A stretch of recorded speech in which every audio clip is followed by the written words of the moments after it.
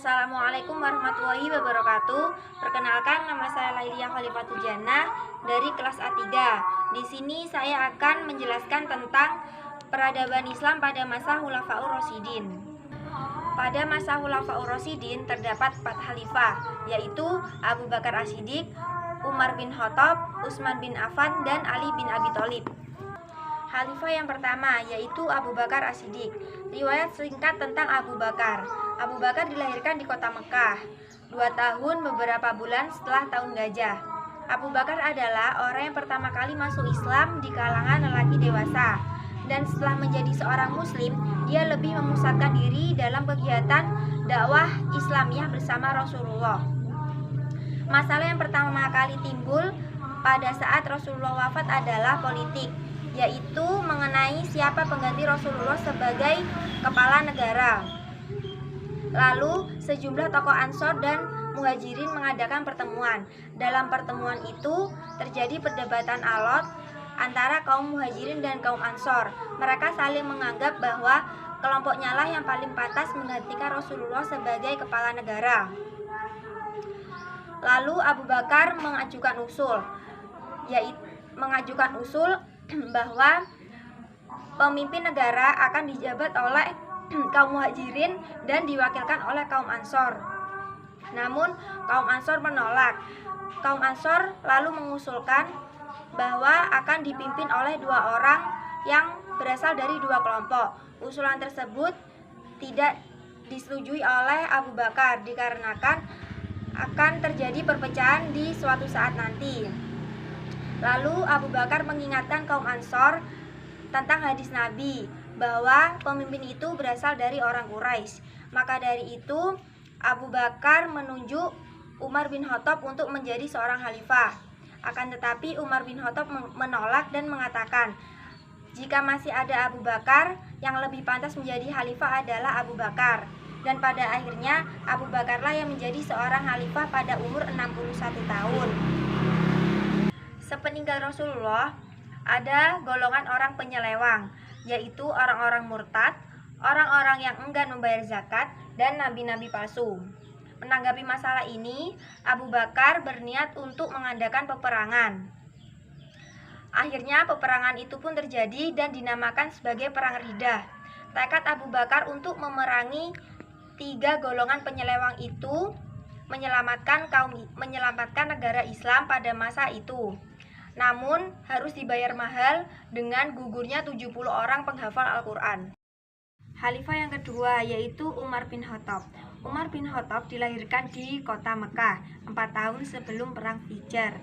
Ketika Abu Bakar sakit, ia selalu memperhatikan sahabat-sahabatnya dan dia ingin menunjuk siapakah sahabatnya yang pantas untuk menggantikannya sebagai kepala negara. Akhirnya Abu Bakar menunjuk Umar bin Khattab untuk menjadi seorang khalifah. Dengan demikian, penetapan Umar sebagai khalifah kedua ditulis pada suatu piagam pengangkatan. Pengangkatan Umar ini bermaksud untuk mencegah kemungkinan terjadinya perselisihan dan perpecahan di kalangan umat Islam di kemudian hari. Kebijakan Abu Bakar tersebut ternyata diterima masyarakat dan mereka secara beramai-ramai membaiat Umar sebagai khalifah kedua dalam usia 53 tahun. Pada masa Khalifah Umar terjadi perluasan wilayah yang sangat luas dan pengaturan administrasi negara. Akhirnya Khalifah Umar mencontoh administrasi negara yang sudah berkembang terutama di negara Persia. Pemerintahannya diatur menjadi 8 wilayah provinsi, yaitu Mekah, Madinah, Syria, Jazirah, Basra, Kufah, Palestina, dan Mesir. Sungguh Umar menjadi kepala negara dari suatu negara terbesar saat itu. Tetapi ia tetap hidup sederhana. Ia hanya memiliki sehelai kemeja dan sebuah mantel, serta tidur di atas dedaunan kurma. Ia dikenal dengan adil dan bijaksana, sehingga para sejarawan sepakat menyebutnya khalifah yang terbesar sesudah Nabi. Perkembangan peradaban Islam. Yang pertama, pembukuan Al-Quran. Penulisan ayat-ayat Al-Quran sudah dimulai semenjak masa Rasulullah. Setiap kali menerima wahyu, Nabi selalu membacakan dan mengajarkannya kepada para sahabat, serta memerintahkan mereka menghafalkannya. Para sahabat menulis ayat-ayat potongan itu di sebuah lembaran. Pada masa Abu Bakar, gugurlah 70 orang penghafal Al-Quran. Maka dari itu Umar bin Khattab khawatir akan hal itu terjadi. Maka Umar bin Khattab memerintahkan agar potongan-potongan ayat Al-Quran itu menjadi sebuah buku yang disebut sebagai mushaf. Yang kedua, ilmu qiraat. Sejalan dengan perluasan wilayah Islam, banyak orang Islam yang tidak dapat membaca Al-Quran. Oleh karena itu, muncul kekhawatiran yang terjadi jika orang-orang tidak bisa membaca. Yang ketiga, ilmu tafsir. Ilmu tafsir diperlukan dalam rangka memahami ayat-ayat Al-Quran. Yang keempat, ilmu hadis. Ilmu hadis belum dikenal pada masa Khulafaul Ar-Rasyidin ini. Tetapi ilmu pengetahuan tentang hadis Nabi telah tersebar luas di kalangan umat Islam. Yang kelima, ilmu nahwu.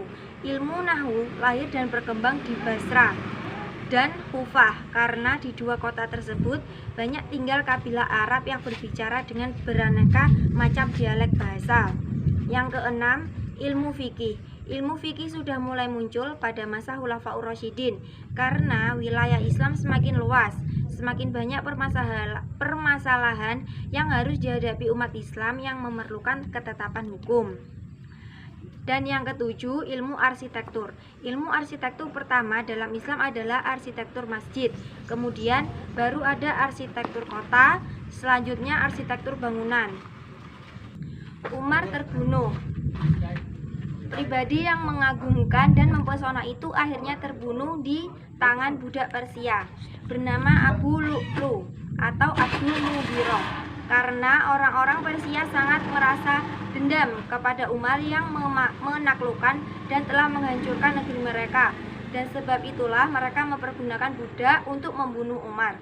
Umar meninggal dunia dalam usia 60 tahun setelah memerintah selama 10 tahun. Yang ketiga yaitu Utsman bin Affan. Para sahabat terkemuka meminta Umar agar menetapkan penggantinya sebagai khalifah bila dia meninggal dunia. Dia menolak karena orang yang dipandangnya cakap yaitu Abu Ubaidah bin Jarrah telah meninggal dunia. Ada usul agar anaknya Abdullah bin Umar dapat diangkat, namun ia menolaknya.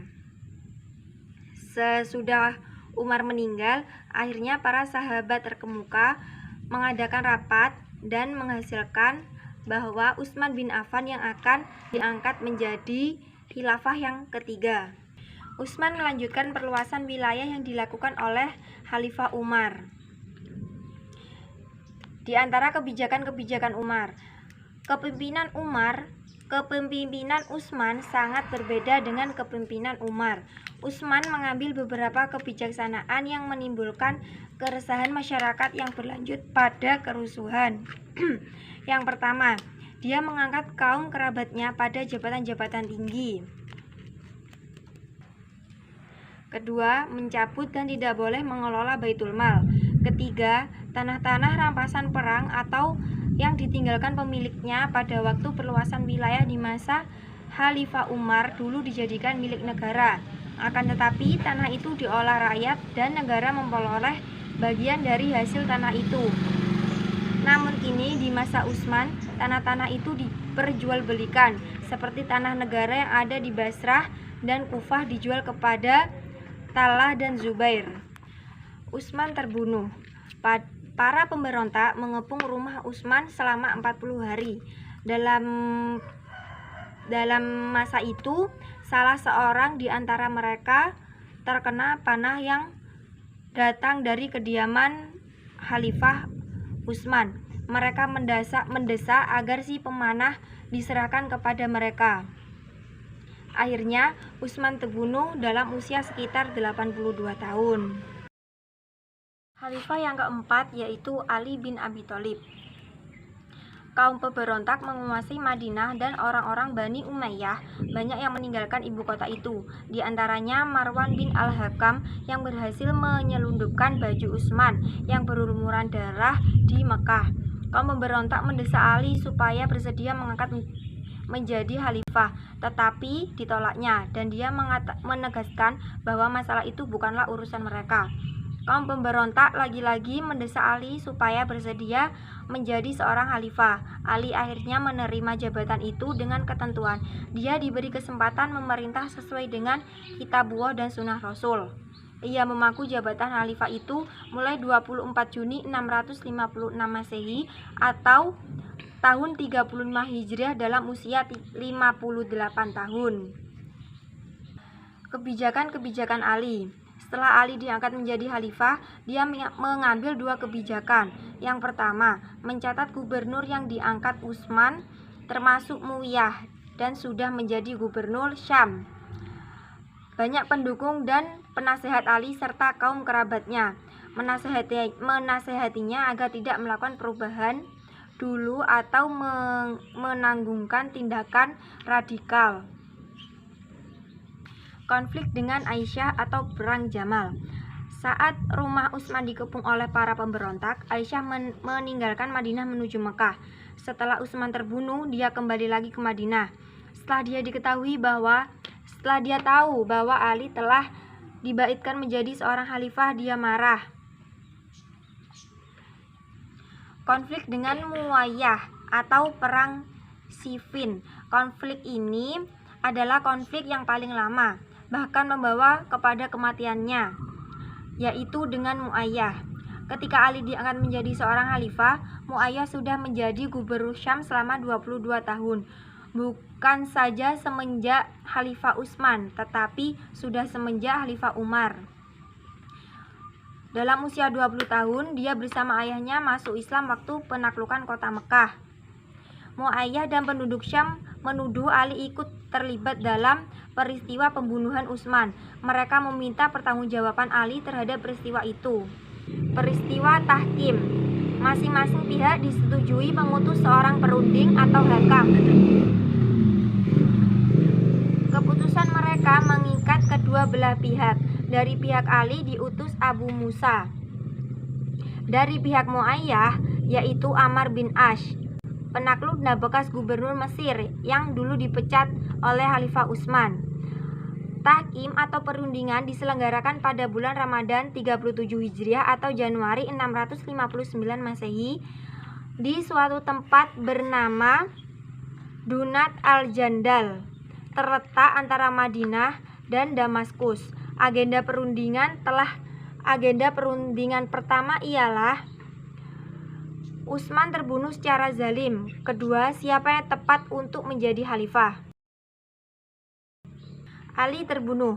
Peristiwa tahkim telah menimbulkan perpecahan di kalangan tentara Ali karena mereka tidak menerima hasil tahkim.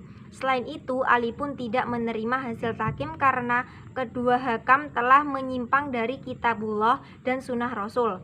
Oleh karena itu, Ali tetap merasa dirinya sebagai khalifah dan Muawiyah sebagai pembangkang. Peristiwa itu terjadi pada bulan Ramadan 40 Hijriah atau Januari 661 Masehi. Dalam beberapa hari setelah penikaman itu, Ali meninggal dunia dalam usia 63 tahun setelah memerintah selama 5 tahun. Dengan wafatnya khalifah keempat itu, berakhirlah pemerintah Al-Khulafaur Rasyidin. Terima kasih. Wassalamualaikum warahmatullahi wabarakatuh.